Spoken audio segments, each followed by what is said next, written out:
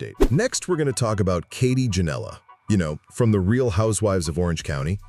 A recent interview really illuminates the kind of tough spot she's in right now. It gets into her strained relationships with the other women on the show, and kind of surprisingly, the fan support she's been getting. But yeah, her future on the show? Totally up in the air. So what happened was, Katie's apparently been kind of blocked from filming group scenes with the rest of the RHOC cast.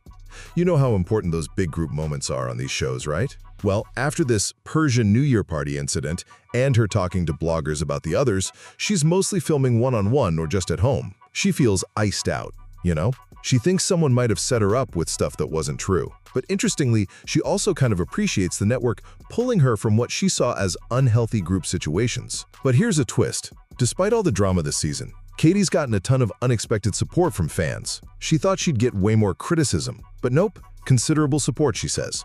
And apparently, the other castmates were 100% surprised by this too. So she is going to the upcoming reunion, that big tell-all at the end of the season, and BravoCon, aiming for apologies from the others, not just clarifications. And all this leads to the big question, will Katie even be back on RHOC?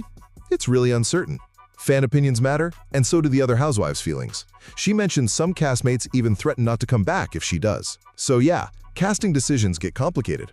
Katie's only in her second season, and she's waiting till after this season and the reunion wraps up to decide about season 3. It really demonstrates how these personal battles play out so publicly on these shows.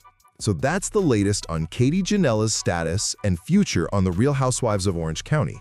Let's move on to the next update.